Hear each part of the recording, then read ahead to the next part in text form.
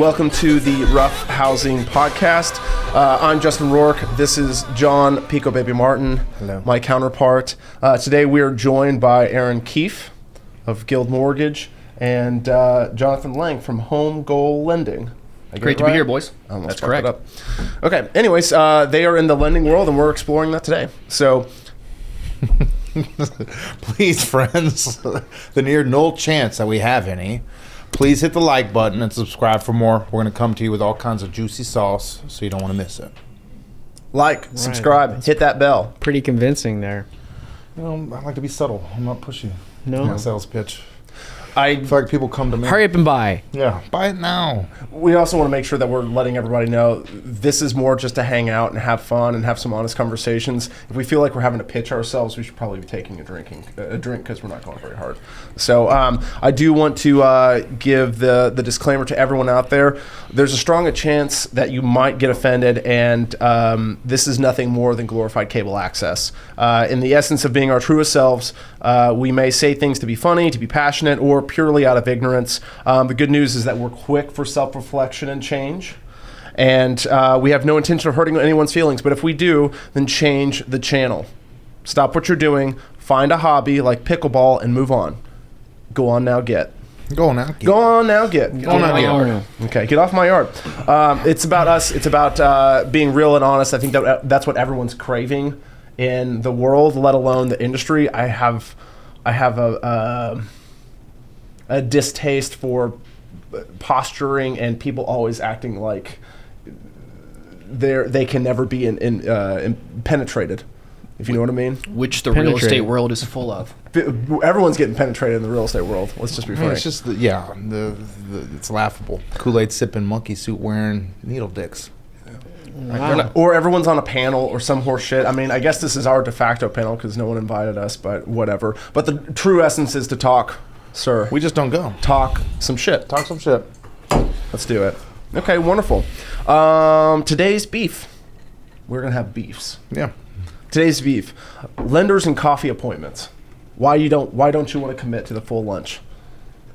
Because if I want to, Question. I don't like breaking bread with somebody I don't know, right? fair. Or don't like. So how are we supposed to get to know you without? It's the same reason you ask a woman on a date instead of just going to your house. I guess Right? that's fair. Well, John just asked him to go to his house. You know what I mean? But you want to be able to escape. When you can. And I mean, I would imagine too, I do the same thing when I invite clients to lunch. Like, the eating thing is awkward. Like, look, I got a lot to say. What do? Stop, eat. I feel like it drags it out. So I kind of appreciate the coffee for the most part. You have the ability to exit quickly, You do. right? Both parties. And that's kind of what we've been taught in the industry, which Is this a calculated? Is this a bullshit. calculated move? Is this a? This is an appointment with an appointment with a soft touch. You can bail if you want to, or it can progress down a line of things. Sure, it's a good introduction, just as Aaron mentioned, right? Sometimes it's not less dinner. commitment. It's not correct. Less commitment, I think. Right? They're It's more of a likely to show posturing up. stage. Are y'all doing? I mean, we've known y'all for years. Are y'all doing coffee appointments? Should be. Should be. I'm more of a happy hour guy. That's more of my clientele. I think that's Right. where I'd see a little bit more of that easy entry. I mean, you get a little bit of grease light in here, which will help out. But Correct. It flows a little bit easier, right? Not as formal. So that's more my style. But hey, man, people do whatever works for them. Coffee's really not my deal. However, it may be Aaron's. What do you drink? You don't drink coffee? What do you drink? Red Bulls. Man, I'm naturally juiced, man. Monsters. No, man, no energy stuff, dude. I'm just drinking water in the morning. Surges? Maybe a little bit of Jameson. You know, Nice. that's about it. Okay, Yeah. Wow. Not a coffee guy. Yeah, both you guys have been in the lending game for a long time. Obviously, we both know you guys personally and, on a professional level too. I will say y'all's marketing efforts and y'all's hustles are very similar. You guys are both dogs. Y'all both go get it every day. Y'all are successful. Y'all make good money. Y'all been in the game. I've watched you build it from the ground up. I remember when you came pitching your shit to me at Apartment Experts when we were little babies in the game. And now you're here.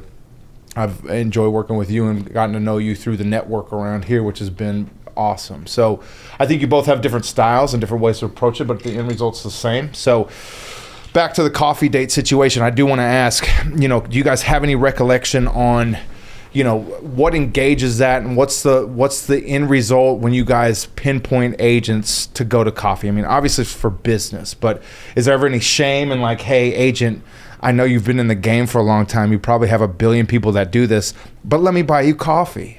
Like, what's that like? What motivates you guys to do that? You got to find a need, right? Mm-hmm. So if they don't need a lender, which they all don't need a lender, or they don't think they do, right? So you want to pull out a need. What can I help you? How can I help you close more transactions? Maybe they don't even know that we can help them close more transactions, right?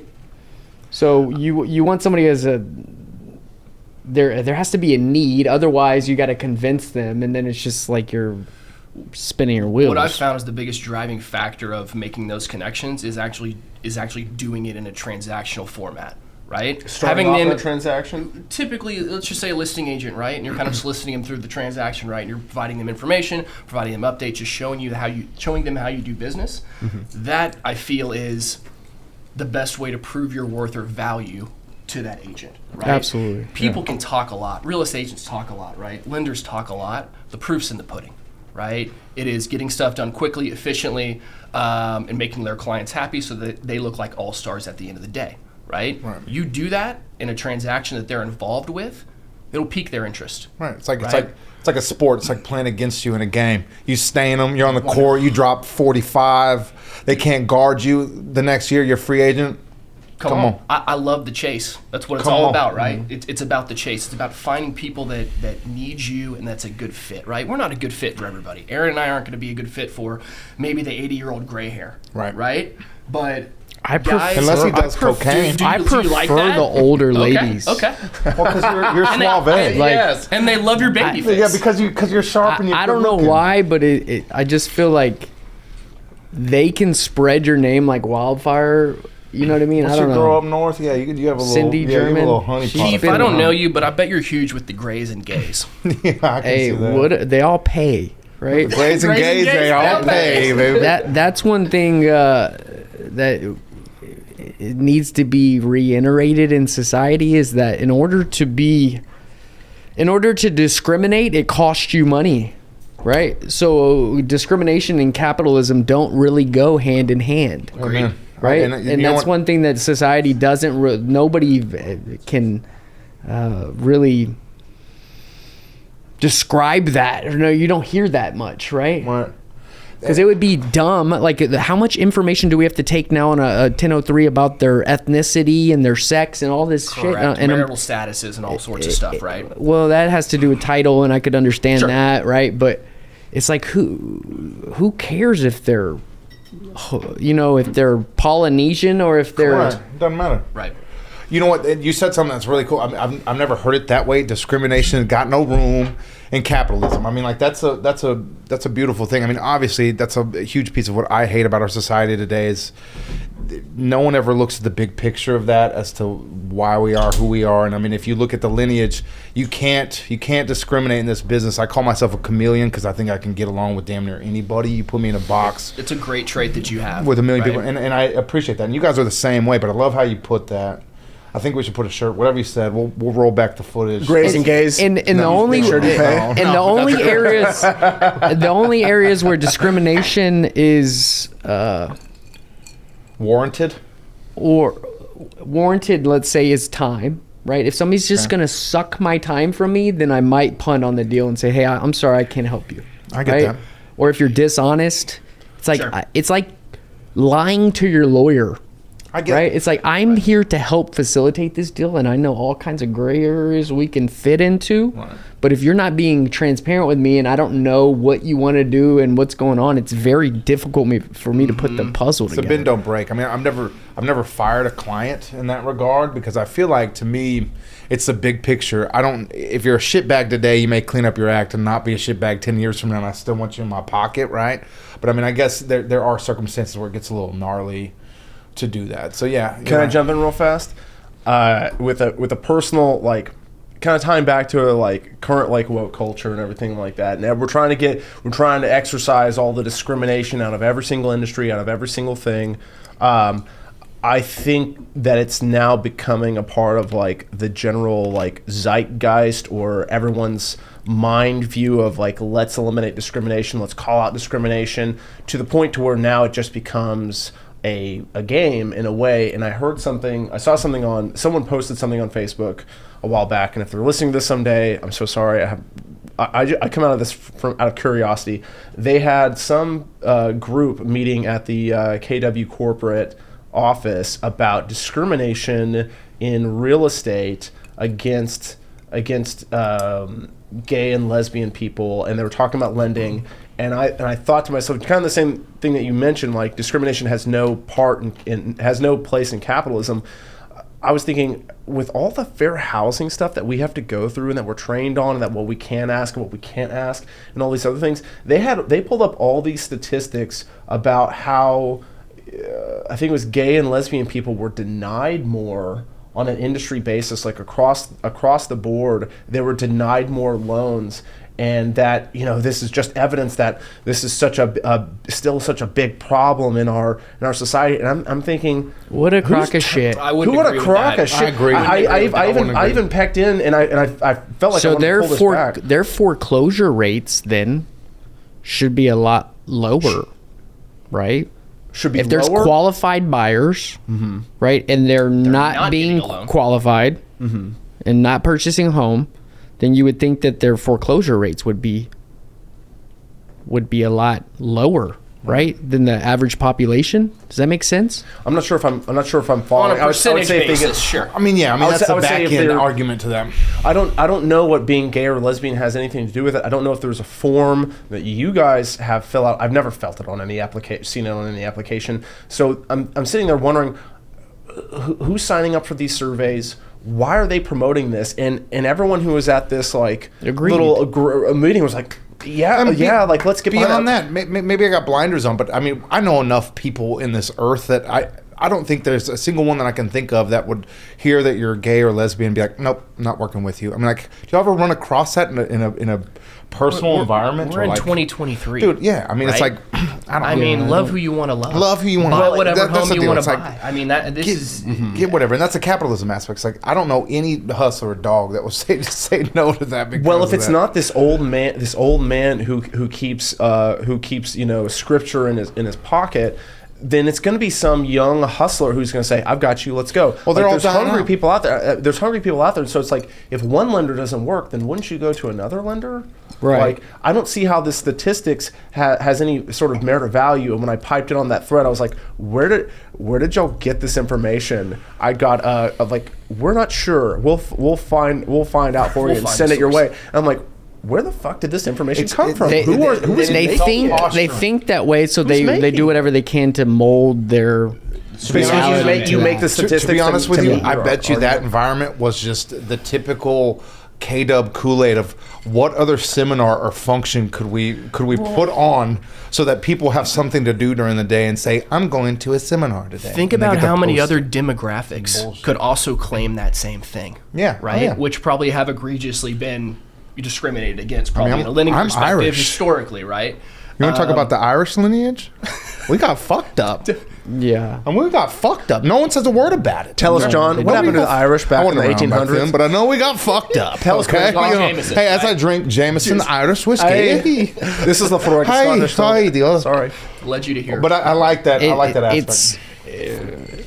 It would be for somebody to say, I'm not going to help them because they're a certain race, a certain sexuality, would just be over the top stupid. So that's not that would never cross my mind before. That would be wild, especially when I feel like lending has gotten more to this.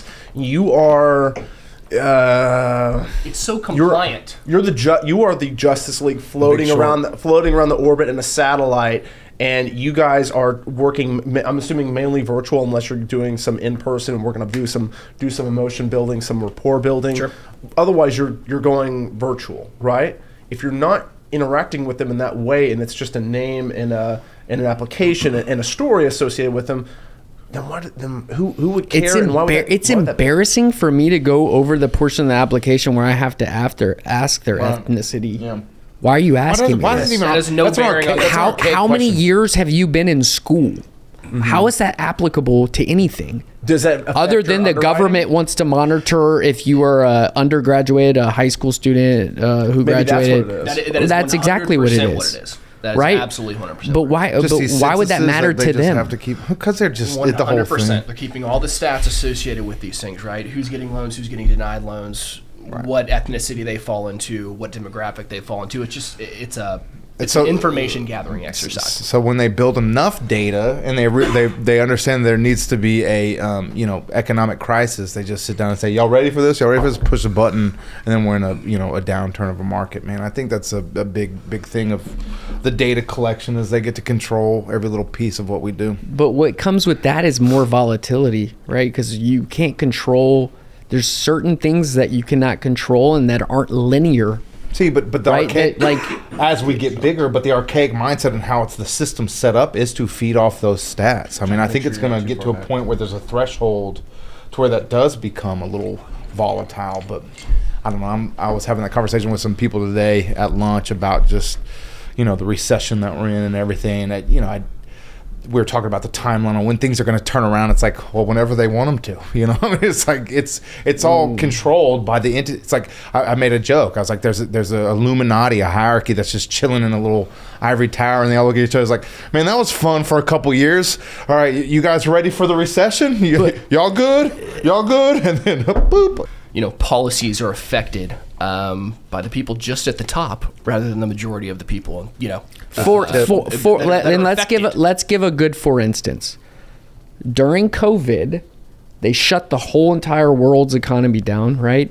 And then so everybody started buying a second home. I'm moving out of the city because these people are nuts. They want to control my life. I'm gonna move into a rural area. I'll buy it as a second home. Right, so you're not buying an investment property, moving into, which is fraud.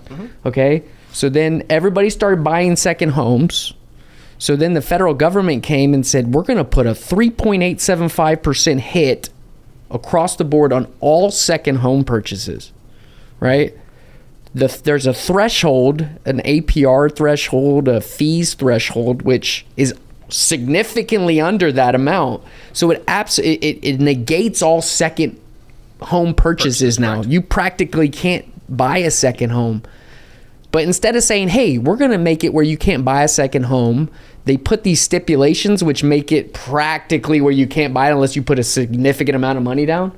Right? So it's like, Who does that benefit, right, at the end of the day? Right, but that The person at causes the top. one issue, and then it's like a whack-a-mole. So they go hit that issue. They think they solve that problem, and out of it, there'll be another issue that is a result of their decision making.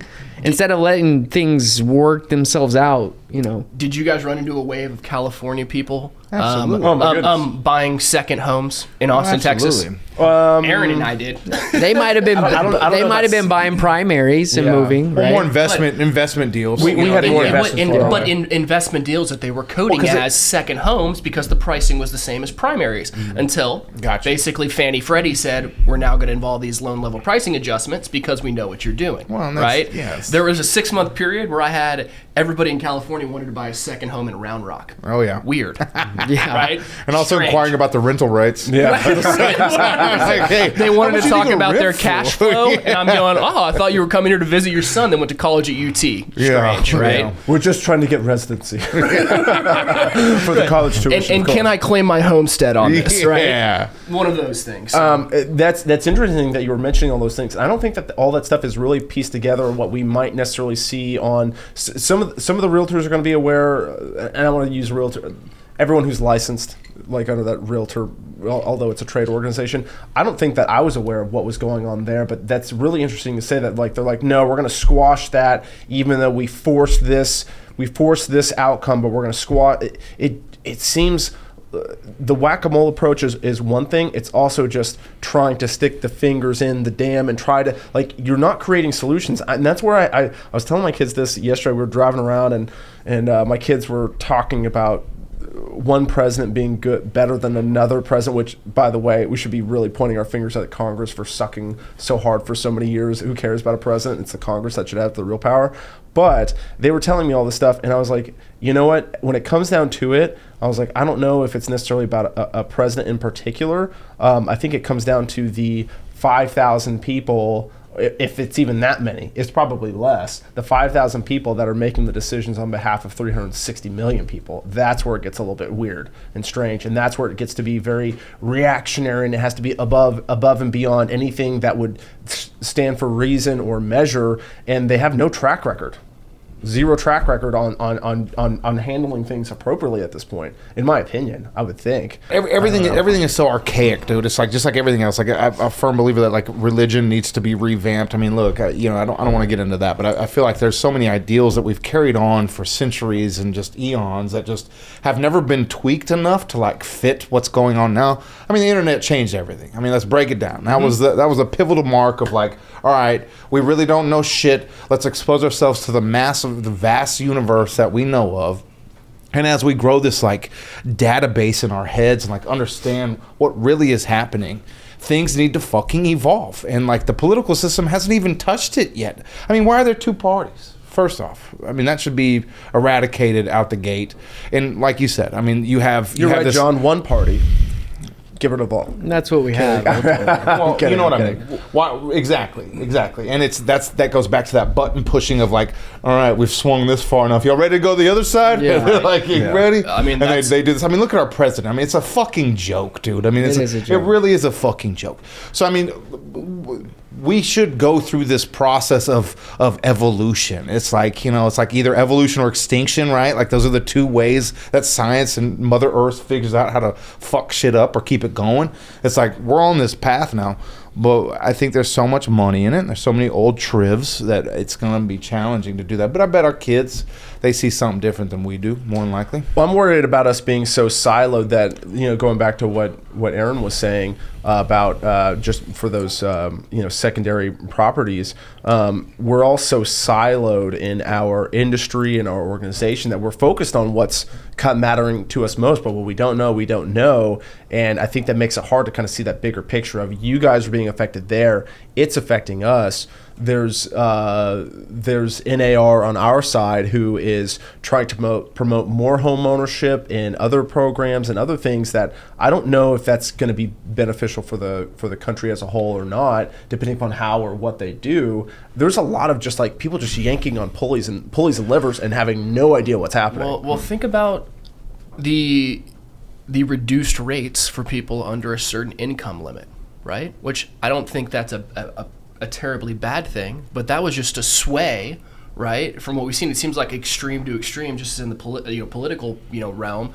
Same thing on the lending side, right? Everyone was taught, hey, higher credit, more income, right? Better rates, right? Now we're at, if you make under a certain income limit, right, you get a better interest rate, It's like right? Texas. For first-time home buyers specifically, right? Again, the pendulum swings really quickly back and forth, and it's just it's an evolving industry for sure on the real estate side and everything else in the U.S. What I love to see is like the affordable housing on a condo where they like isolate one unit and say we're gonna put this price at 160 when everything else in that square footage is going for 280, right? Yeah. And it's like, in order to fit in that box, it's so small. Because there's income limits, and then it's like with the HOA fees is like whoever put this together has no idea what they're doing. It's a token carrot or like bread and circuses for people to say, for folks to say we've done something to provide affordable housing. Steve Adler came in Austin under an affordable housing platform, which now we have Kirk Watson, but affordable housing didn't happen under Steve Adler, unfortunately. But one thing that we found that maybe not is common knowledge is that whenever I have clients or like new clients that are asking me about low income or first time buyer programs or something like that, hey, are there any like affordability programs that we can get into? I also have to say, there's teeth on those things. Yeah, there's always some trade-off that actually makes it not even worth it, and it's more like this token lip service to get you a home, to say that someone made an effort to do it, but it's not. It has no lasting impact, nor real reality. Lower interest rates when people are higher risks doesn't make any sense at all. It seems counterintuitive, and the percentage of units that are available in those affordable kind of projects, I think they're set aside a percentage wise. It's very, very, very few units, right? Just like you said, it's lip service to say we've done these things, right? Not to say it's a bad but it's not going to be like a single mother with kids who like needs a place to live that, okay, we would help her out. It's going to be like a wealthy daughter, a wealthy son who wants a condo in downtown Austin, who doesn't really work, so he can meet the income limits. Well, some of the things that we found that when I was helping some buyers in Mueller years ago, and they I didn't get that referral, Justin. I'm sorry. This was before I even know. Neither did I. Yeah. Well, who'd that go through? Unbelievable. Who'd that go? That was a cash purchase, huh? Sir, they're all cash. They're all cash purchases with you two motherfuckers. I was trying to tell you. Hey, you ever? They're cash. Hey, have I ever told you all about the lady who won the lotto? Hey. It's that scene Great story from The Dark Knight with the Q-tip, the pool cue, where he breaks it in half and he throws one at the two people. And he's like, whoever comes out can be on my team. Someone do the deal. Yeah. Dog's gotta get the bone, baby. Dog's gotta get the bone. I think we just might leave and go set a coffee appointment. Go set a coffee appointment. Go set a coffee. Yeah, we'll go get a coffee. You know what I mean? Yeah, that was good. So keep going about your Mueller. I'm sorry before I cut you What I was off. going to say to John a little while ago is we have to be careful about talking over each other. It's fine for conversation. It sucks for the people that are listening. So we got to be careful. But for Mueller, they had their own. It's not what it's about. They had their own affordability program, which you had to use their lender, and this was like close to about 10 years ago. So before I knew you, and I was still swinging a sledgehammer. Yeah. Anyways, the way that the program worked out was that you could not rent the property. The Mueller program had first right of refusal on the property if you sold it.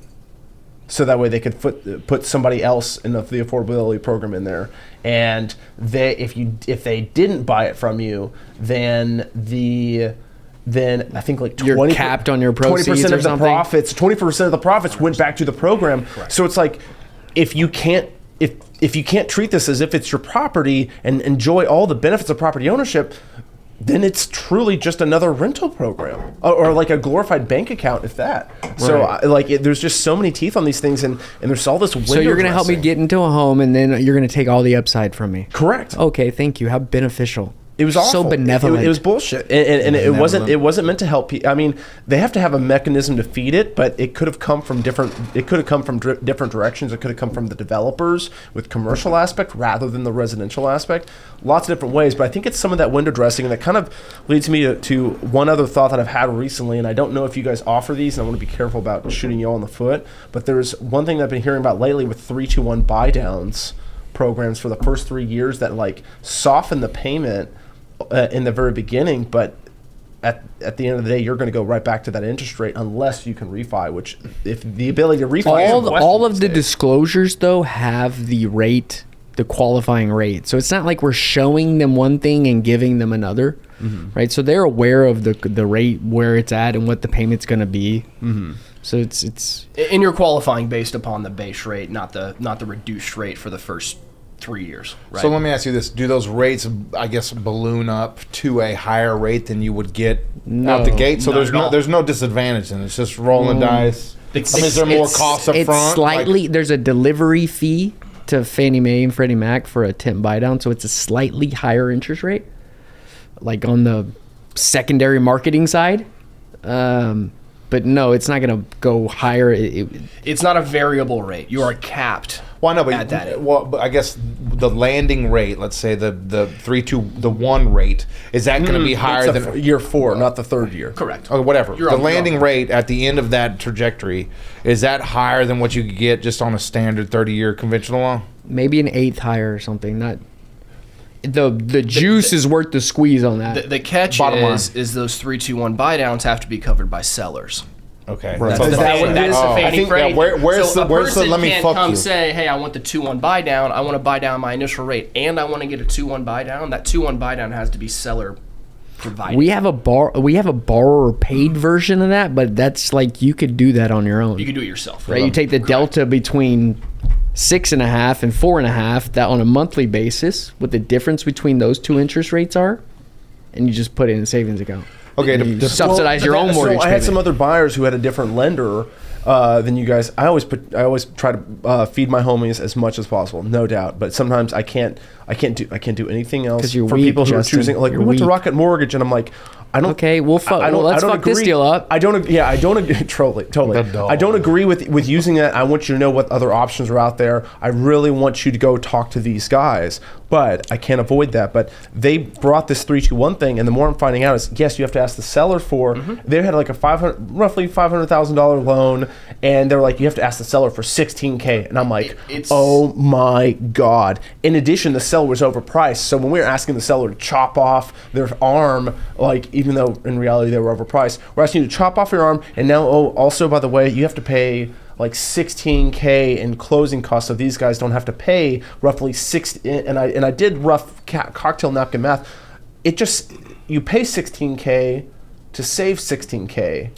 Well, initially, so you're still asking it from it's the sellers who get hosed on that. But if you have any sort of knowledge about it, if someone asked me, if I was a seller and you had 16, and someone asked me for $16K, I'd be like, you're not my buyer. I'm sorry. And I have a better position than other people, but like at the same time, I'd be like, so I'm offsetting your cost. Why not get $16K just to keep? Why even bother with the program? Sure, absolutely. It's a talking point right now because everyone's interest rate sensitive, right? It makes sense for certain situations. However, money in pocket or money in hand, there's something to be said for that as well, right? If you're not as interest rate sensitive or payment sensitive, it may not make sense to do a 3-2-1 buy down. It may make sense to put that money in your pocket and move forward, right? Once you get to the 3-2-1 buy downs, they get super expensive, Aaron. They're probably 3 to 4 points of the loan amount is typically like a 3-2-1 buy down, right? The costs are pretty great. Right, that's why you can't do it with 5% down because you're over the seller pay contribution So there's threshold. certain instances where that it makes sense. A lot of instances it doesn't make sense. See, but on that note too, so like that new build that I closed with Wolf, they were giving away 6.5% towards closing costs and whatever you wanted to do with it, right? You guys understand closing costs have a capacity. There's only so much I can actually put towards my closing costs. Correct. They gave us options. They had this workaround since we were investors. They had this CMG Financial, whatever, was doing something to where you could take it off the sales price, which might have been advantageous, but you guys know, I mean, y'all do that to a certain extent. It's not going to save you much. I was buying it I'm going to hold this bitch for 10 years. It needs to make sense on the rental rate. So I ended up rolling like $15K into buying the rate down. I got it like at 5.3, and it was like $15,000 to buy it down from like 7%. I've never seen that. It was the first time I've seen that much money go towards a buy down. And it was substantial. I mean, as far as the closing costs, isn't that the same goddamn thing? That if I'm gonna ask a seller for $15,000, why not just buy the damn rate down? No, and here's why. Why?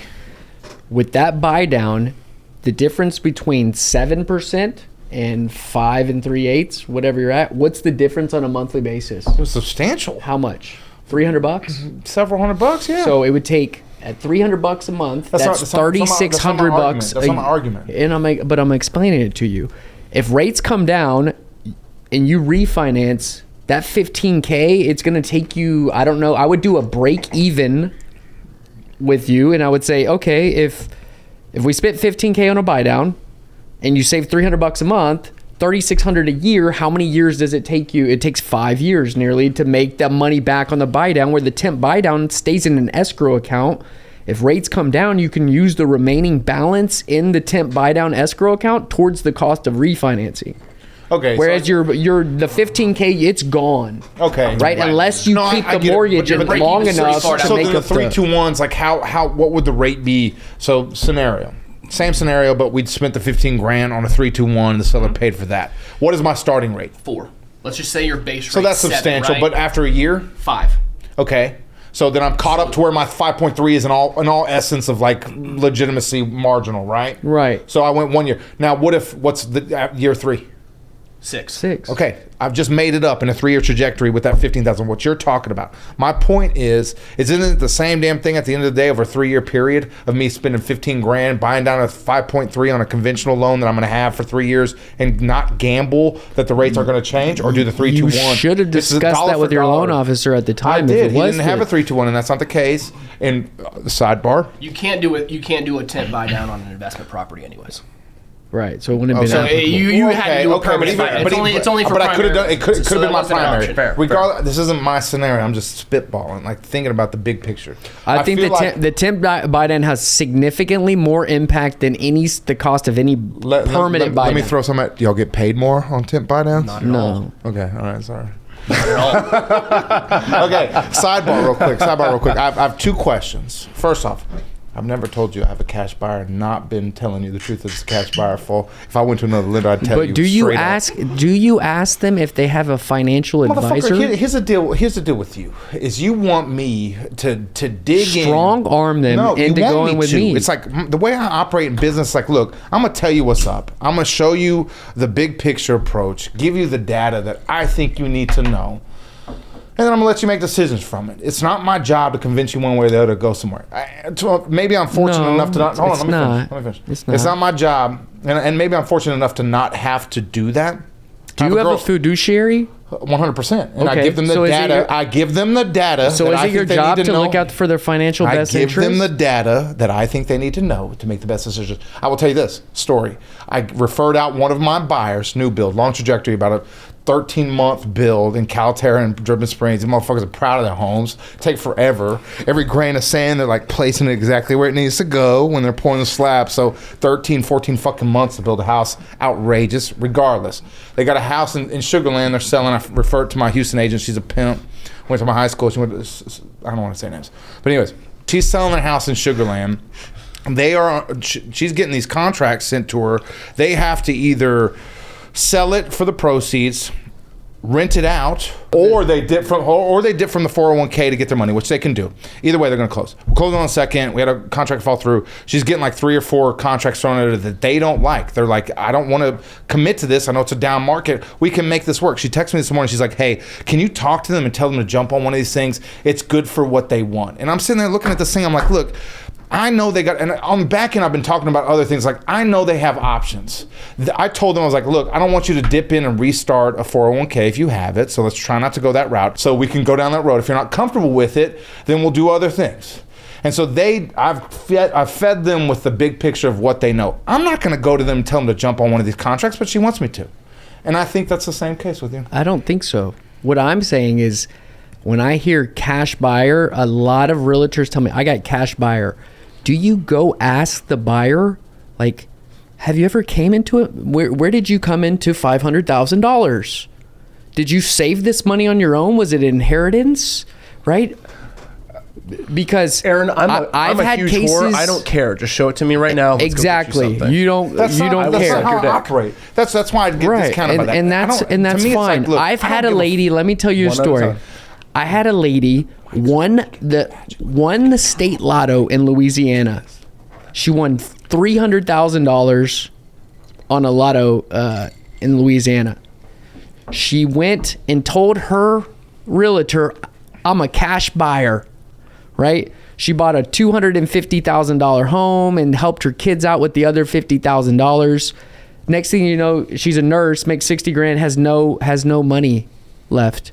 She didn't escrow the taxes, right? Because she has no mortgage.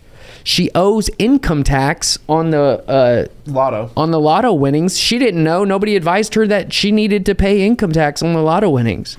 So she's coming to me and asking me to cash out on a home because she was a cash buyer, and now she's in a position where she can't pay the property taxes, can't pay the income taxes, and she's going to be foreclosed on. I mean, I would say that's a special situation. I would say that's a dumbass. I would say that's a dumbass person. It is unique, right? But let's not assume all the cash buyers out there are just fucking savvy and know what they're doing with their money, and hey, right? So it's like, maybe you should put a $200,000 lien on the $400,000 purchase. You could always pay it off in the future. That's like an NBA or NFL player blowing their money with these $1 million contracts. Like to me, that's not their advocate's fault. That's their dumbass fault for not understanding that they don't just fucking blow $2 $200 million in the course of a 3-year period. I get it. Well, what you're saying. The If someone $200 comes million is really about 106. It's all relative. Right? Because the tax man takes... We could break this down all day So long. all I'm saying is you have a fiduciary responsibility, right? It's okay to ask a few inquiring questions. All I'm saying is my cash buyers don't make you a penny. That's true. But then what happens is they come back to me, like your boy, what was his name? And we could have bought at 4.5%, but now we're cashing out at 6.5%. When have you ever seen me sell to a cash buyer that's been a bad idea? You never have. I'm just saying. I don't think I have. You know what? It's okay to entertain the loan. Johnny Lang. Lang, go ahead. To each of your points, there's situations for each person. It may or may not make sense, right? When interest rates were at 3%, right? Nobody wanted to buy anything cash, right? And why wanted to finance anything, which makes financial sense, right? Now, depending upon the financial situation of the buyer, it may or may not make sense, right?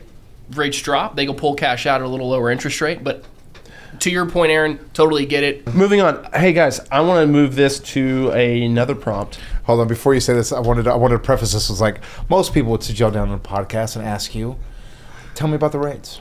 When are things going to go a certain way? Yeah, when are we going to get back? When are we going to see 4% interest rates? Never. Instead, we're going to ask you this question. Go ahead, Justin. Are lenders the Air Force, Navy, or the Army of the real estate world? The fuck kind of questions that? Do y'all know anybody in those branches? And why did you put Marines?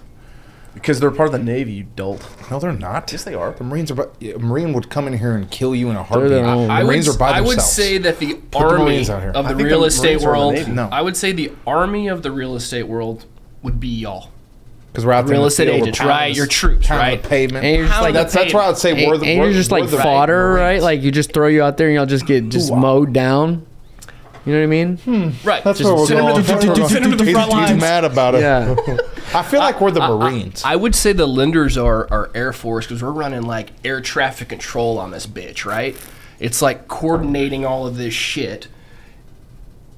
From a non a military perspective, from what I know, right? I would say we're probably like kind of the Air Force, right? Aaron, go ahead to you. I that's what I would think. I think that's. I would say Marines just because we got to do a little bit of everything. No, you would definitely not. If you're not, Marines you're an option? on their Have I own been branch. fucking up Yes, here? I'm not lying to you. One, That's y'all are it. definitely not Marines. Marines are out there What fucking branch of the slaying military the Marines are motherfuckers. in? Look, here's the lineage. Real estate agents are the Marines. Dude, I will Okay, I hold will call a Let me- CPA no, and no, say, let do him- not listen. file the taxes. Listen. I need you to adjust them. Okay, Air Force. I like that. I think that's very. I think that's very pointed. Eye in the sky. Not- You're looking out for the. Sir, Hold on. Let sir, me finish. no, let me finish. What? Grandstander. Madison, what is it? The Navy. In the Navy. The Marines are part of the Navy? They're considered their own branch. No, they're not. Say, Google, are they considered their own branch? Like, first off, ask Google the right Who's question. the authority on this? Well, okay. Either way, let me finish. Okay, so They might be a subsidiary We're of the Marines, Navy. right? Okay, so we go in there, we cut people, we do their thing. Insurance agents are like the Army, like where they're just these nerdy dudes that just go out there and they cover you. Hold on, you guys are Air Force, no doubt. Title company Navy. Okay. Feel me on that? Wait. You have title, insurance, lenders, and realtors. That's 4, but we have 3 prompts. I'm throwing the Marines in there because they're on there. You ask any Marine, get any Marine in here, they will cut you if you say they're part of the Navy. I promise you. I don't know if that's true. Cody Scott. Did we get Aaron? Cody My Scott. Can we cousin's call- in the Marines. Can I we call Cody call him Scott right right now? He Can we call won't Cody probably Scott won't right answer, now? though. Do you think we can tell Cody Scott that we're on a... Can we go? Yeah, I'm gonna call. think he'll Cody just Scott say, right hey, now. what branch What of if the he says, military are yeah, you? John, we're part of the Navy, you dumb fuck? I mean, he might. Okay, you handle that, but quietly. Aaron, did you give your response? I would say Marines. The lenders are the Marines. Okay. Just Tell because us we what. got land, sea, and air. Don't. Like gotta be whatever versatile. we need to do. You got to be versatile. Like if I need to go renegotiate your notes to extend them for 36 months to get the income, we'll do that. Hey, real quick. I'm on a podcast, so you're being heard by a bunch of people. There's an argument right Correction, now. So you're heard by 5 We're asking. We're asking Who wants people, to be a millionaire? We're asking people. So we're talking about like branches of the military, and we're asking like if a lender's an Army, Navy, or Air Force. someone excluded in that question Marines being a branch of the military. Are the Marines their own branch? They're a department of the Navy. Fuck my dick. But Suck would you classify yourself as an own branch? Yes. Like hands down, absolutely. So you're both right. Would kill yourself before You were technically right. You said you weren't your own branch. Rebuttal. 100%. Absolutely. Like you have a knife in your hand right now and it's up against your chest, ready to make the move. Yeah, I mean, we're the Marines. We're not, it's not the same as the Navy. We're just, the Navy oversees the Marines, but the Marines are their own separate They're an autonomous group. unit within the Navy. And how big of pussies are most Navy people? I mean, someone's got to drive us to the war. My man. Okay, thank you, Cody. Oh, bye. Oh, thank you, Cody. Oh man, that's great. But also, I think don't Any seamen out there might disagree. all the seamen. But don't the armies have doesn't the Army have like the Rangers and Green Berets. So the Navy has the SEALs. Which one was Steven Seagal? All of them. He's a SEAL. Steven Seagal? He was not. He's a SEAL. In Madison. I don't think so. Is Steven Seagal a Navy SEAL? he is not. In that Under Siege? In Under Siege. He's but a not, fucking Navy SEAL in Under Siege. Okay. Do you know how to spell Navy Seagal? SEAL, Was that hard? Was that Green did you Beret. caught up on that one? I still feel like I was Who right. came up with that question? That was bad. What do you mean? I'm just joking. It was great. It was great. Okay. Put some thought He was a into that one. karate guy. Are you cold? I think y'all are better than that. I think you can come up with something She's always better than cold. that. She's like a chihuahua. Okay, next one. What does the typical life cycle of a lender look like? Can I elaborate on this just briefly? I know what I would say, like someone coming to real estate, where they're starting, where they may go. Most of them are going to fuck up, but like when they get to like later stages, and eventually they get to like a long game stage. Like if you survive, basically it's like if you survive in the wild. What does it look like as a fledgling lender, Jonathan Lang? Very similar to a real estate agent. You're thinking, what the fuck am I doing for the first 12 months, right? You don't know what you don't know, right? You're trying to pick up as much as you can during those first 12 months, trying to build as many relationships, set as many coffee appointments as you can. Sir, would you like to have coffee with me? Appointments up. That is what is what is drilled in your head. I think the first 12 months is figuring out what your business is going to be and like loan guidelines. Same thing as y'all, filling out a TREC contract, right? And just the basics of getting it to the goal line is probably where you start, right? And that's going to be your first 12 months of business, right? It's kind of, who am I? Who do I want to work with? And what the fuck am I doing, right? Once you get over that stage and you're knowledgeable enough to speak to people, agents, buyers, people similar to that, about the options they have, right? It becomes much easier to build those relationships, right? It's a knowledge gaining kind of first 12 to 24 months, so that you can go into a meeting and say, I'm the expert on this. Same thing as y'all, right? When you're starting out, you're eating what you can, at that point. As you get moving, right, you become the expert in that field, which becomes a lot easier to deliver a message that you'd like to deliver. Are you gaining tangible skills, or are those skills are those skills limited by the companies that you work for or with? I wouldn't say that. I'd say it's a Kind personal of like a drive. free agent. Yeah. Okay. I mean, it's the same thing Like as a real estate agent, right? We're W-2 employees, but we could go hop on a different team. Holler if you want to go 1099 or Are y'all W2? Is that what you're doing, broker? I'm You 1099. W2? No. You're 1099. Hey, what's most of the industry, or what's typical from what your expectations? We don't have stats in front of us, so we can't. Typical would be W-2. The market is shifting to a 1099 model. How does that work though? If it's would you kill kind of situation, like do you just get a base and then bonuses on top of that, or what? For W-2? No, 1099. Well, no, there's no Oh, base. sorry. You're self-employed. No, so the other way, W-2, gotcha. and there's no It's a base. draw, but it just reduces your commission. So if you make $300,000 in commissions and you have a $36,000 draw, you just made. So you just do it through. You just pay taxes every time you pay yourself. Correct. Essentially. So As if a you're a W-2. W-2 employee, they're taking the taxes out. So 1099. so that's how it's been historically. W-2. Wow. Well, I think at after least the a recent history. after the financial crisis, they made it where mortgage companies have That goes to into do the next question, which I love. But he's a broker, meaning he brokers loans. And how great is it for the people that get into the business the first year? They don't know what 1099 means, and they realize they got to pay a $40,000 rack at the end of the year, and they're going, "Fuck, I ain't got it." I don't do that every fucking year. I wanted Aaron to go a little bit further with what he was saying, but I kind of lost track because John gave me a wink and I got giggly. So the skills are the same because you're still working with the same overall parameters. Most loans are conventional or FHA or VA, right? Mm-hmm. So the guidelines stay relatively the same. It's the scenarios that differ, and then you run into a roadblock because the scenario doesn't fit the parameters that you didn't know existed. Okay. For instance, if you were buying an investment property and you live with your parents, you can't count projected rental income on the purchase because you don't have a housing expense, right? So you're thinking, oh yeah, we can count 75% of the projected rental income. We got enough income to qualify. And then you get it submitted to underwriting and holy fuck, you can't count the projected rental income because you don't have a housing expense. Right, you've been living with dad. But unless you've ran across that scenario, you wouldn't know that. So it's more of like knowing all. It's guidelines. It seems different. I'm trying to draw some like parallels to the real estate world, but it's not. It's more like being a lawyer. It's very similar. It's the same thing. It's like I'm trying to think of something where I've fallen on my ass. When you said that scenario, I was like, every time I fuck up, I learn how to be leaner and meaner, and I always have this.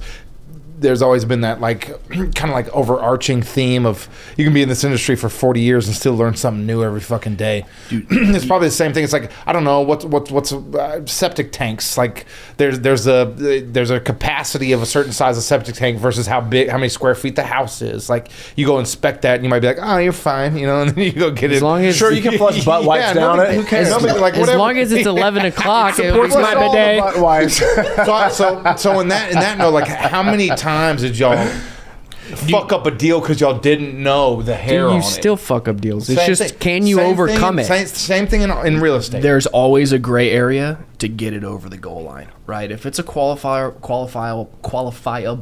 buyer and there's a little hair on it, there's going to be a way to tweak that typically to make it work, right? Whether it's amending tax returns, whether it's not submitting your future tax returns, right, and going off the past stuff, right? We've all done that, right?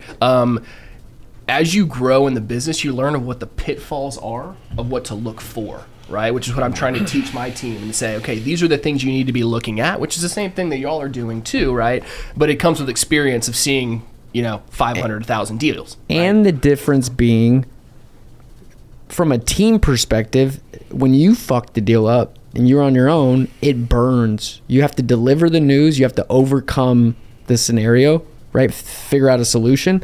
Whereas if your team fucks up the deal, it's like you still handle it, so it doesn't burn them as much. So you don't learn as much. I feel if you're not the primary, if you're not the tip of the spear, right? Mm-hmm. Because that's if something's fucked up and you learn it in every single deal, you'll never run into that problem again because you already know the problem. Correct. That would make. I could see some analogies with real estate stuff that we come across in like a physical world versus you guys hanging out in the financial world. Like we're kind of like, I feel like this weird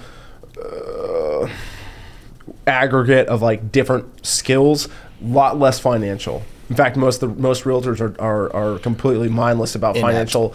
And they stuff. have a fiduciary. And they have a fiduciary. What? Say it again. Hang on. Can you say it again? You're saying it funny. Say it again. Fiduciary. Fiduciary. He's like, hey, a fiduciary. That's why hey, go fiduce yourself. Wedding and you want a fucking fiduciary? Unbelievable, this guy. You Man. motherfucker! You're drooling, dude. I can see, but y'all hang in that realm a little bit more. We're kind of like, we're on the ground, but we're also writing. We're dealing more with the contracts. It seems really interesting how y'all get to play with these tools. Like we're going to talk about issues like John went septic, physical element of the property, not contract related, not negotiation related. Contractual shit though that will fuck you up. Of course, but it's, for them, it's like all financial things. How do things fit into boxes? And it seems like y'all have like a weird relationship with your underwriters. Like they're part of your team, but they're also kicking you in the nuts every time something. In fact, that's dependent on the lender. Is it? Well, don't you want an underwriter to kick you? Some in the of them nuts? have in-house, some don't. I'm not sure if I understand that relationship. You gotta understand too that the underwriter's ass is kind of on the line because if those loans are not getting sold to end investors, right? they're the ones that underwrote that loan. So it's more of a cover your ass. And even worse, on if their you get foreclosed right? on. Did they get Then fucked? What's and the they go back and repercussions audit of, the like- file, and the underwriter overlooked something or didn't. Is there an underrating or some sort of like punitive system involved for the underwriter? And then it's like, well, that underwriter's got to be the bitch of the office place and be like, I'm get sure that there's shit out of my licensing. office. You got to be It's licensed. Not that with there's damages that are collected, but there are definitely repercussions if those things are continuing to happen. Can you with those underwriters. are you okay to elaborate? I don't know what's going to have you guys strung up at the end of the day. Like, can you elaborate? Like, what sort of repercussions would happen to? The company loses a lot of money. So they just get fired. Because all the money isn't made on the monthly interest. It's made on packaging that loan and selling it on the secondary market and taking a 3, 4, 5% immediately, right, to cover your expenses. Now there's servicing fees if you have a servicing portfolio or whatever. But if you don't sell that loan, you don't make any money on the deal, and it's a liability on your books. Basically, if they don't do a good job, it looks like trash. No one touches it, and you have this hot, stinking pile of shit stuck on your books. Yeah. Trying to fucking get off, right? Back to your point about how our businesses are similar and different. I feel like you get a lot more of the emotional perspective than the lending piece, which is good and bad. However, when you build that rapport, you've got a client for that transaction forever. Lending, it's very transactional, right? It's not emotional. Because the runway's longer, though. I mean, like the runway's longer. You guys are For inserted. y'all. You guys are inserted at a piece. Well, right? I mean, it's hard because we'll work with somebody for 6 months, right? Inserted at a Following up, providing information, estimates, things of that nature, right? And then once the rubber hits the road and you're under contract, you're just another piece in the assembly line, right? And you're disposable. You're a commodity at that point, right? Somebody else in some come say unless it's a fucked up deal. Well, correct, but I'm just saying clean gene love type them, of love stuff. them. Then you're like, you ain't going nowhere. Go like this. We're on the numbers side, and we're a disposable piece. Whereas when you ingratiate yourself to these clients and build their rapport, they're clients forever, which is the benefit to y'all's business. The benefit to our business too is we don't have to build all those relationships because we have transactional stuff that's coming in. Right? There's benefits and downsides to both. I feel like realtors were there. Like someone's like, there's like just a scene of like someone just like breaking down and like weeping, and the realtor's like, I fucking got you, come here. And then it's the lender walks in, and it's the like gif of Jay-Z being like, just like backing out of the room. Right. On to the next. Title company too, right? Okay, so that leads to the next one, which I giggled hard. And the following question, way to go on the Dark Knight. Dang, we were already in line. I didn't read that and I said it. Way to go. So this one's funny. Honestly, how do you fuckers get paid? No one knows. Volume of transactions. No one understands. Don't give me that bullshit. No one of understands. Like, okay, compounds on a month. I want to start from the beginning. They package the loan, they sell it on the secondary market, and that we get a portion of that. What about the loan origination fees? What is where That's just bullshit to cover. Okay. Stop it. It's a $450,000 loan. Go. How do you get paid? No one knows. No one fucking knows. It varies, right? See?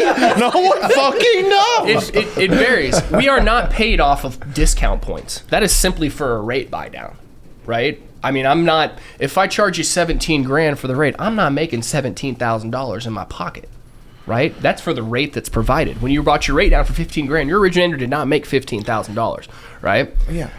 We make substantially less per transaction than you guys do. Absolutely. On an average, we make probably work less as much as we do too. So I mean, it makes sense. I don't know if that's per a valid transaction. point. Full. Come on. You know what? Do you know what the shelf life of like your involvement in one deal that I do versus like the fucking? I mean, like my bones are bloody by the time I'm done with it from just crawling. Like on all your new from bill deals, but you make 3% on the purchase price. Right. We make between 80 and 150. 100 bips on 100 bips on average. 1%. It's a basis point. 100 bips is a point. But that's on a dollar, right? So you can't say A like basis 80 or point is 100 1% of a percent. Okay, but again, see, So 50 basis this is points a skirt is that I half hear a from you percent. fuckers. Too much. It's like, I can't even hear. Like, what's a bip? I heard. What's a fucking bip? Before we go into this, before we go into this, okay, I want to paint a picture. I need another J. I want to paint a picture. I have worked clients for years. I have long feared. Years, hundreds of homes, missed meetings. Miss Meals. You should have fucking. Excuse me. Happily missed meetings. You did not miss a Cowboys game, dude. Don't tell me that shit. You rescheduled. That's probably accurate. Although at the end of the game, you're probably. I should have went showed a fucking home. The thing that fires me up. Thing that fires me up is people always bust my balls about the money I make in this industry, but they don't fucking know. Hey, well, here's my retort to that. If it's so easy, why don't you do it? Nobody can fucking do it. To be honest with you, the people that fucking do it still can't do it. There's a fuck ton of agents that suck balls, and they don't make the wind shit. has been on everybody's back for 10 years. No, 2 or 3 We're going to years. find out in the next 2 or 3 12 to 24 months who can swim. Look, I was forged in the darkness, like born in it. And so, I mean, that's why I found. Chiseled from steel. I want like I scraped and clawed my shit in there. like some real emotional music over this, and y'all just cut to them, and it's like one of those motivational YouTube videos. What I feel like is that when any lender or another person checks me on how much that 3% costs me, they've never dug into my soul and understand that there's not much left. You're telling me that you've never slept with a client. Is your point that lenders are overpaid? 100% no. Okay. You guys checked me first before this conversation started. You get 3% of the deal, motherfuckers. Y'all get inserted well beyond the work and sweat and tears and just verbal jujitsu that I had to go through to tee it up for you guys to even have a chance of making money. I mean, like, let's talk about that. Hang Your on. tongue's doing backflips. Yeah. Hey, you're turning it. Hey, you're turning it about you, and I want to. I'm sorry. Okay, now back to what's a fuck a BIP point? What is a BIP? So it's basis points. Madison. 100 basis points is 1%. 1%. So 1 pip. So if you make 100 bips, you make 1 point on the deal. So our world lives in basis points, right? That's how these loans are priced. So if it's a $400,000 loan, you make $4 grand. You make $4,000. Okay. Right? And the government takes 25, Talk about taxes right now. 35, 40% of the fucking money before I even get it, John. I don't get to go right off the gasoline in the Corvette, John. Okay, I don't get to write off the gasoline. Fucking money dialogue. You know what I mean? Listen, I don't get to deduct the Corvette from my income 100 bips a deal. on average. Sure. Wait, hang on. So I heard for a deal, we get 100 bips. And a bip is 100 bips is 1%. Why don't y'all motherfuckers just say? You guys wouldn't know. Motherfuckers just say 1%. Hey, guys, can I add on to this? Because it could be 80 bips. 1.2%, we'd say 120 bips. Do you guys always That's- talk I could like say 80% of 1%. Lender Do you guys always talk like Smurfs, or is it just when you're talking about hey, Justin. Hey, this next deal, I'm gonna make 300 bips. You cool? Hey, I'm gonna give them a discount. Only charge 275 bips. Well, here's the reason, right? Is if rates are moving every day, right, and they're moving by 15 basis points, we're not going to say rates our pricing has changed by 0.15%, right? But I've never heard you say our pricing's changed by a bip. Well, but that's how we talk. I don't tell you that because you don't understand what that is. We just lost 25 basis points. Hey, lost 40 honestly, We lost 40 how do today. you We lost motherfuckers? 40. But on a rate sheet, probably moved by 60. basis points make sense. Okay, and so like so when you go back to where y'all said it like compounds, right? It's like a commission-based structure. Over the course of a month, do you guys get more bips the more you close in a month? I'm on a tiered system, so if I close over 8 deals, I can get up to 150 bips. 100. Hang on. Or Okay. 1.5% people. Yes. Okay. So, but that's at the monthly closing. basis. But what about that? What about that element of resale, or is that company dollar versus lender? Company Is it dollar. company dollar. Correct. I mean, the impetus to sell or the ability to sell doesn't come from us on a loan origination standpoint. Right. We're doing Once the we're loans. done with it. You guys are- we're funding the loans, Yeah. right? We've got a whole kitty of loans that we've funded. The company is then selling those off in the secondary market, and that's where they're making their real money. And that's the layered spreads. income. That's multiple that you have as a company, and this is what I'm coming into more and more these days is having multiple income streams. And as lenders, y'all are first going to do the origination, and then second, it's going to be that secondary sale. Correct. Is that correct? Correct. So the only way that you're going to get a piece of the secondary sale is if you're an owner of the company and you're the one that's basically manning the warehouse line that you're funding all of these loans off of, right? Okay. So let's just say you go to Wells Fargo and you say, I need $20 million to do some loans. They say, cool, here's your warehouse line. As you fund a loan, that money goes away, right? Say you do a $5 million loan, now you have $15 million to sell, or $15 million to lend. When you sell that loan in the secondary market, you recoup your $5 million. You get it back. Correct. So it's a revolving line of money, right? So at the high level, the company level, where they're making their money is off the basically there's a spread that they're making whenever they sell it into the secondary. Do they call it bips too? Of course they call it bips, dog. Everybody calls it bips, baby. Hey, can't touch these bips. So you need to get some sort of shirt that says bips. So hang on, if we're making sure that we have shirts, gays, More gays and bips. grays, make it pays, and then we hit bip, make it rain and bips. bips all day. Yeah, bips on bips Aaron, on we bips. just came in here to get our fucking dicks kicked in. How much? So after this, after you guys revealing all these secrets, I wonder how much of the lending world's gonna hate y'all. But everyone needs to know. I don't think we've said anything. Yeah, no, y'all. This has been actually. I'm curious to know, like, what is your like pet peeve in the industry, like between like buyers or agents, negotiating a contract for a realtor and then they kick it to another and lender. not getting the deal. Yeah, that just happened to me this month, dude. To your point, I had a guy running two lender, me and somebody else side by side, not transparent, did not let me know about this at all. Right? We're like 7 days from closing. We're clear to close, and he's going a different direction. Right? And you're like, where the fuck did I lose control in this transaction? Kind of a thing. sometimes you just lose them. The best is when they leave you and then they Come back. come back. Oh, 'cause that is they- nothing better. That offer is no longer on the table.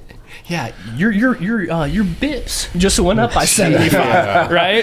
Absolutely. I have to say that for you guys, it's probably more of a financial thing. It's like, God, that time wasted or whatever like that, because y'all aren't experiencing that emotional element. But when we pour ourselves into our clients and the emotional element, when someone goes somewhere else, they're like, hey, I've got this other guy, you're like, it's fighting words now. Dude, y'all never It's fighting endured words. a listing during a down market. It's the most treacherous fucking thing that you can ever fucking endure. But a listing, like you have a listing in a down market, like it affects me with my clients, right? Like I bring it home. Personally. Personally, Dude, like I don't. you've never sleep, eat- dude. you've never eaten when I dog brush turds my until you've had a teeth. I listing. think about how the fuck I'm gonna have to tell them the next morning that they didn't get a showing today. Like I go to sleep with it. If I'm fucking, I'm thinking about their house and how I can get it moved. You know what I mean? Like you. Meanwhile, No, you're not, John. Yes, I am. No, you're not. Yes, I am. For those 3 minutes, you you're guys not. have y'all have never felt that for pain. 30 seconds, sir. You should have told him a lower price at the listing appointment, John. You God set damn the it, wrong Aaron Kiffe. expectation. Aaron Kiffe just comes with that juice. That's the way to get kicked out the door. Listen, not that you have to tell them something that's not true. Okay, here's a that's a question song for and y'all. dance. Would y'all rather get the listing and go through hell to sell it, or set the expectation and see the sales price lower than your that we used to said they would list it for? It's about. I always set it's expectations. 100. I mean, there's an expectation setting. I mean, just standard you have to uphold. I think that listing and This is what lending it is sounds probably a little bit closer. We are more likely to be cheated on a listing than we are for the buy side. I'm just telling you. Listen, We're more likely to put in a bunch of time and effort to have the seller not listen to us, not give us all the information, not share with us crucial things, and then not follow the directions despite expectation settings, to have another realtor go in there outshine us at the time, because once that clock gets started, 30 days later your seller wants to hang you. After about 30 days, they hate your guts. Then they're starting to shop other people, and meanwhile there's like 13,000 realtors in there, like, oh yeah, they're not doing a good job. Look at these photos. Oh they my suck. God, You dropped they're your realistic awful. price. I'd be holding Let an me open come house in. every I'm single sorry, weekend. John. I got to do it for one bip. Oh, fuck that. Then the next weekend, they're at the price that you suggested to Yeah, them. go wait at some the other very beginning. dipshits fucking- Like, that other person then sells it super quick. No one follows your direction. You spend all the time and the effort. That realtor's reaching out to him like, hey, can I buy those listing photos from you for $100 because you can't use them anymore? Like, then you're like, oh, you motherfucker. Like, That's to No, Aaron's I'm point motherfucker. about structuring the whole deal and then them going somewhere else. Not exact scenario, but very similar. I mean, it's same thing. It's like 2-1 buy down. Boom, we're gonna do this and It'd that. be And like then, a buyer. You take a buyer around for a couple weekends, and then they say, hey, I got a guy, he's going to give me 2% back on the deal. Yeah, it happens. Sorry. Look, we ain't in a fucking ivory tower, dude. I mean, we get shit on just as much as y'all do. I mean, like, stupid shit. And it sucks. We spin our wheels. We what we kill. We don't have the luxury of W-2 on our fucking invoices. We 1099 our shit. I only get paid. I actually go negative. Paid on compensation. It's different. We're only paid on compensation, dude. We don't make any money. Do y'all run into scenarios? I'm sure it's the same on lending and the real estate side, to where there's a lot of birds chirping in the background, whether it be a family member that's in Virginia or California or whatever that bought a home 15 years ago, that have no idea what's happening in the real estate market now, that have no idea, right? They in the lending side, right? Do y'all have any first-time buyer programs? It's a hey, it's the buyer. They're phenomenal. Let me tell you about them. It's the buyer or the seller who has an attorney in the family, and then the attorney starts shitting on everything. You're like, would you stop? You're like, this is a Trek contract. Yeah. You're not changing shit. I've had a guy wanted docs delivered a day before so him and his lawyer can read them, and I specifically told him, I can do that for you, sir, but there's nothing you can change in the documents. But adding that additional element of those people chirping in the back is just something that's we don't need to deal with, man. And everyone gets hit with that, and it's almost just like overbearing sometimes. And you're like, you don't understand Texas transactions, much less Austin transactions. You don't know how to fill a Trek contract. You don't know how property taxes work. You don't know how title policies work here. You're in California, right? It's a totally different ball game.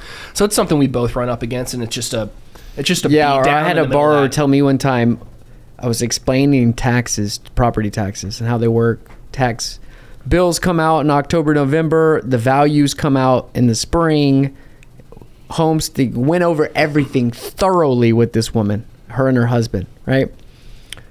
And then I wrap up the conversation. She's like, well, my aunt owns a couple investment properties here, so I'll just ask her about it. And I'm like, that's just going to confuse you because taxes aren't the same in California as they are in Texas. Let me know what aren't you picking up here so I can help explain it maybe further. And they went and used another lender in my office. Son of a bitch. Who was referred. No, it's one of those things where good luck, but it's like, how did that get off the rails? Yeah, what happened? I think because I offended her. You cannot be in control of everything, and even like one little like loss of footing, it might be the start of like a crumble of more things. Even if you had nothing to do with the surface that you're climbing to begin with, I think that sometimes like it's just going to happen. It's going to happen. You in the industry that we are in, you have to make your peace with it. Sorry, guess what? You're gonna have your heart broken. Part of it, dude. Lending, you're gonna have your heart broken. Realtors, you're gonna have your heart broken. I mean, it's a big picture approach, man. It's a heartbreaking business. You got to cut it off. I've got another question, and I know that we're doing okay on time here, but guys, we have crushed an hour so far. Bravo. That's hopefully fun, it's decent. You guys are fun to chat it up. The first episode we did was him and I, which was great. I mean, we spitballed, and him and I can sit here and talk shit to each other all day long. But having you here is another element. Thank y'all for coming. Getting John worked up will really eat up about a good 10 I saw minutes. John frothing at the mouth over there. You don't know how hard we work. I work hard. Never been there before. It's like a 70-year-old Hulk Hogan. I work hard for that Corvette, brother. You have no idea. Macho Man Randy Savage pops out. Oh yeah. You have no idea. 3 more minutes. So I wanted to go back to the miscellaneous income aspect of like the lending world. So like there was the loans aspect, there was the resale. I think refinancing is like another aspect of that. Is there anything else in that lending world, or is it just loans? You're compensated for loans. You got your origination fees, but that just covers underwriting and. So it's like revenue. That doesn't come to our pockets. That pays teams and people that are behind the scenes. So that's why it hurts a lot of times when people drag you 3 weeks into the process. You've got a full team of people behind you that are doing all of these things, right? Title requests, VOEs, right? And it costs money. And it costs money to do that, right? Pulling credit reports. And then you get down the line and you've got to deliver to your team, which they weren't making any money off of that, right? You were as the producer, but it just still sucks to deliver a message that, hey, I lost that deal, and you feel responsible for that. You know, it's kind of like, fuck, I let you down kind of a thing, you know? So basically income streams are closed deals. That's how we get paid, right? And then our team gets paid off of some processing and underwriting fees and stuff. But like, there's not a whole lot left over at the end of the day, to be honest. Rubs. Right? I mean, you got to do a lot of loans to make it very fruitful. How fucking cush was it during COVID for the refi game? Was it just stupid? Was it just ridiculous? Just like people, you just sitting on your ass and just people like. You weren't sitting on your ass because you couldn't. Let me finish. I know that you guys work hard as fuck for your money, and I always respect every bit of that. But I mean, pretty much it was waves of people. You had to do a lot of work, and then it was the same shit. Like, hey, this person's offering me 2.625, and you're at 2.875. What can you do? Okay, we can always bitch about scenarios, but bottom line, you guys made some money during the refi. Yeah, we made money. Well, but so did the real estate. So did the real estate world. And it was hard. Everyone did. But everyone ate. When you're making money, that's fun, right? Anybody will hustle. It's still fun. It's just hard. What is the what? Well, so like coming off of that, because you don't have the income coming in, right? So it's like it's like all the work, maybe double the work right now, and less reward for it. Is that what the current times feel like? Oh, yeah. And like how are y'all greeting this? I mean, obviously everyone's going to come up with the like positive, opportunistic approach. Like, hey, this is just what it is. Go get more leads. Go get more leads. More coffee dates. You got to be consistent, man. That's the key, dude. A lot of people right now are just shutting it down. Saying, hanging it up, man, looking for rooftops. I can't do it, right? Like, I'm not getting, dude. You gotta make it happen somehow, right? I mean, that's the key. It's like you said, it's just driving leads to you. Now, are all of those leads hitting as much as they were 2 years ago or whatever when rates were 3.5? No. However, you've got to put a lot in the kitty to close enough to get you. I mean, I can predict my pipeline pretty well from my lead flow from the previous 60 days. That's what you always say. You're always like, I always have X amount of shit teed up. You know what's going to hit. Yeah. Right? And that's the same thing for y'all, right? It's like you got to have a lot of balls juggling for those things to hit. They're not all going to hit, but if you got a lot going, but at the same token, it's very similar. Where like if I ever, I'm fortunate to have like a pretty short-lived stint of this. But if I have a few days where I'm like, I'm not going to make any money, I'm fucked, and then out of the gate, 4 or 5 people hit me up and they're like, hey, we need to do this. So it's the same bag, right? Comes in waves, dude. It comes in waves. I've found that too. It's like crickets, and you're like, man, what can I do better? And then it's like, 2. You know what I'm saying? Like if you put the work in, it's a snowball. It's gonna happen. It's like on the weekend, if your phone's not ringing, you're happy because you're not bothered, but you're also like, what the fuck? Why isn't my phone I'm like, ringing? damn, I want to send a couple of prequels tonight. That's you know what I'm saying? fuck Like of 100%. Hey, It's catch 22. That'd be a full episode. So whenever you call me on Saturday, fuck. I'm like, you're cool, bro. I'm like, you are totally fine. Please call me. I feel bad for Saturday. I reached out to both of you guys at really weird times. You're my income stream. I'm so sorry. Y'all both always answer. I'm so sorry you're in Bangladesh. I need It's a 20. I'm always working. Aaron, what's the key to making money? Answering your fucking phone. I was in the oil field before the lending world. Really? And if it was 2 o'clock in the morning and my boss called me for a job at 5 in the morning and I didn't answer the phone, you wouldn't go out on more jobs. So you always had to answer the phone. That was like... Is that what you did before real estate? Or before lending, excuse me? Yeah. What did you do before lending? Commercial real estate.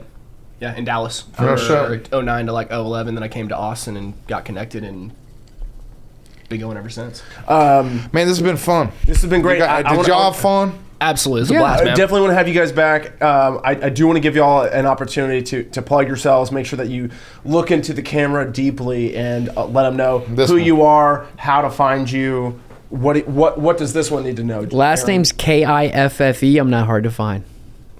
Aaron Kiffe. I'm a businessman. Therefore, you can find me at my place of business. Did you fill out the questionnaire? You filled my shit. Probably not. Fill it out. And he always sticks to his fiduciary. I don't think I got a question. I'm pretty sure I sent you a questionnaire. Yeah, I filled it out. There's a waiver and then there's a questionnaire. Yeah, we're figuring this out. What we're gonna do is we're gonna put like a little. We're gonna put your shtick below you so people can find you. Aaron, we didn't come to plug ourselves. Came to hook it all up or whatever, dude. Johnny Lang, aka Jonathan Lang. You need to find me in a professional perspective.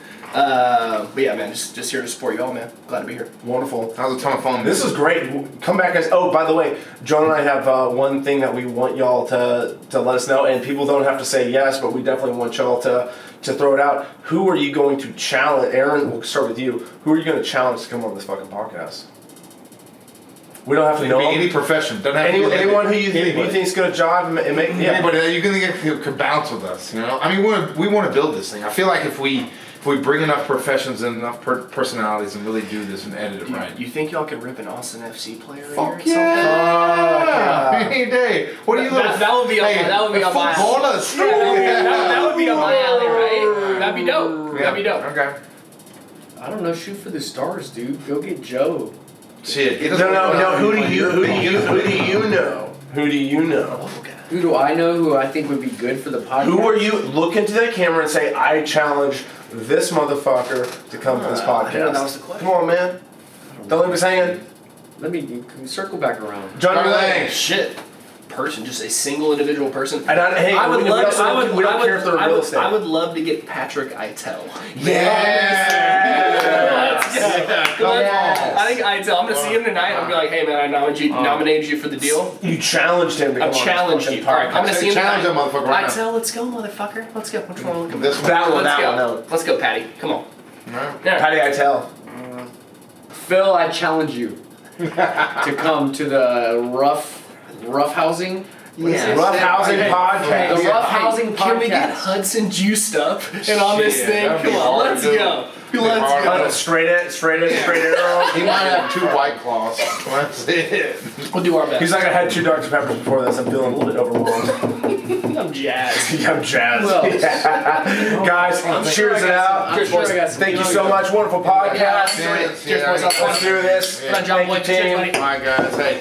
Yeah. Yeah.